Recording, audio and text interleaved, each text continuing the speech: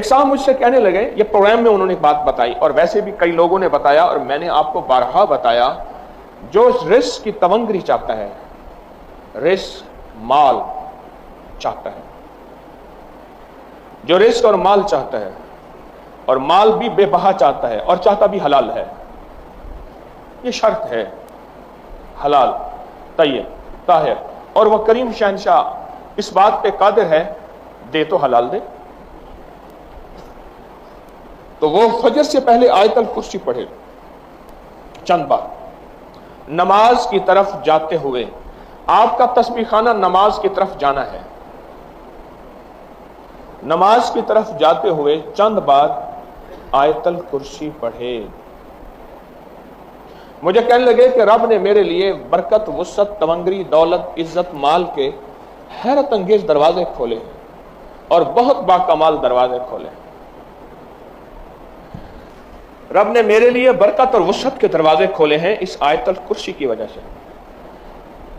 اس میں ایک راز بتاتا ہوں، غور سے سمجھے گا۔ رات کو آفات اور بلائیں اترتی ہیں، غور سے نکتہ سنیے گا، آیت الکرسی کا راز سنیے گا۔ کوئی بھی عمل کر رہے ہیں، بیکار نہیں کر رہے آپ۔ افاسبتم انما خلقناکم عبثا، تم سمجھتے ہو کہ ہم نے تمہیں بیکار پیدا کر دیا۔ رات کو رحمتیں اترتی ہیں، آفات اترتی ہیں، آفات کا کچھ حصہ فجر تک رہتا ہے، رحمتوں کا حصہ فجر تک رہتا ہے۔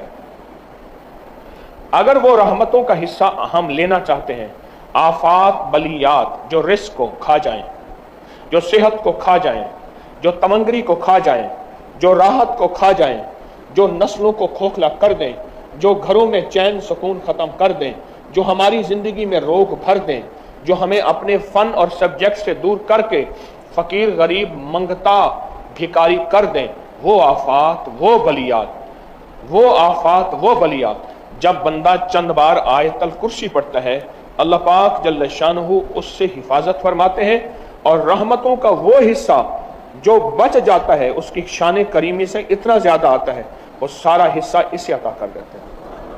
اس لیے بندے کہتے ہیں کہ فجر سے پہلے ہم آیت الکرسی جب پڑھتے ہیں، مسجد کی طرف جاتے ہوئے ہم تمنگر ہو جاتے ہیں، ہم مالدار ہو جاتے ہیں، ہم سخی بن جاتے ہیں، ہمارے لیے رزق وسعت کے دروازے کھل جاتے ہیں، برکت اور عافیت کے دروازے کھل جاتے ہیں۔ اس لیے کہتے ہیں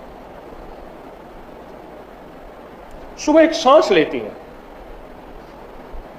اور سانس زندگی ہے، سانس کے بغیر زندگی نہیں۔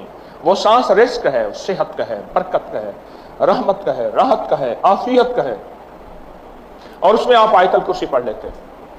اور آیت الکرسی پڑھنے سے وہ طوفان، وہ بلائیں، وہ آفات، وہ بلیات، وہ پریشانیاں، وہ مسائل، وہ مشکلات اللہ کے نام کی برکت سے ٹل جاتی ہیں۔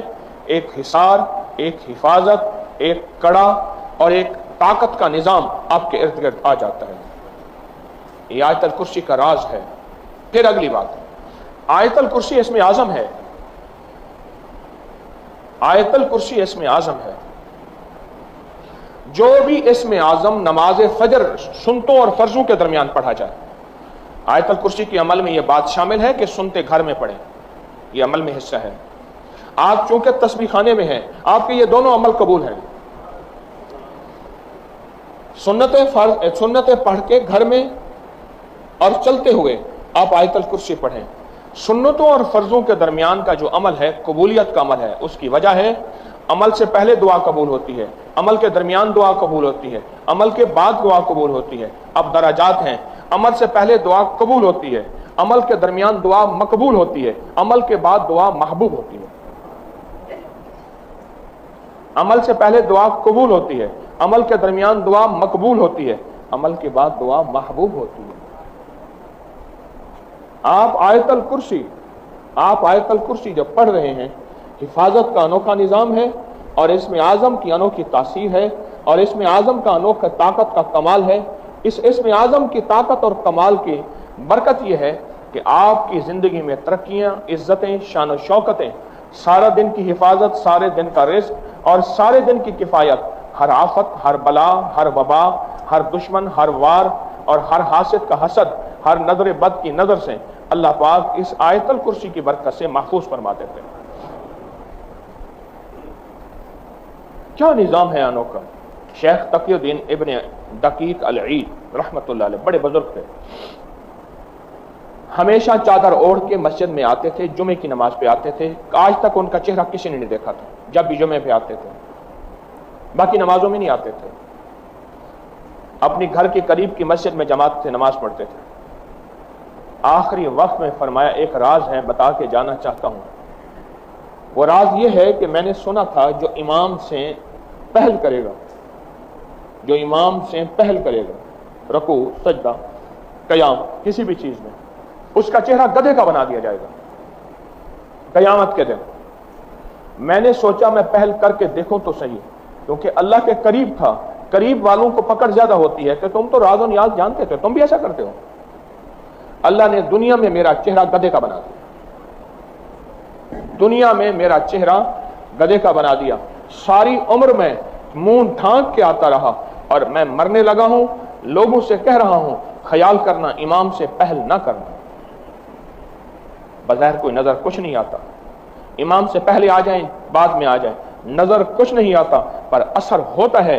इसी तरह फजर से पहले आयतल कुर्सी पढ़ने से नजर कुछ नहीं आता, रब्बे काबा की कसम असर होता है, तासीर मिलती है, कमाल मिलता है, रिज़्क छिनता भी है मिलता भी है, रहमत छिनती भी है मिलती भी है, आफियत छिनती भी है मिलती भी है, बीमारियां आती भी हैं जाती भी हैं, और तमंगरियां रिज़्क आफियतों के दरवाजे खुलते भी हैं और बंद भी होते हैं फजर से पहले।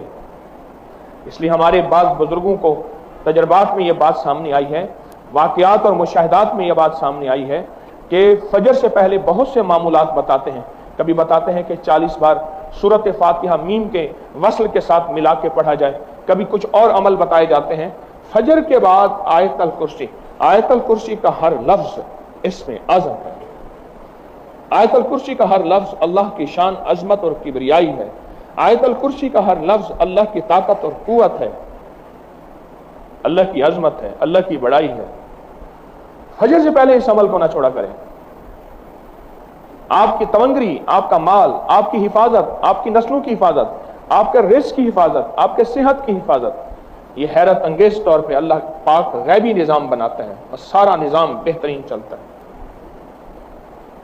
क्योंकि फजर के वक्त सुबह सांस लेती है।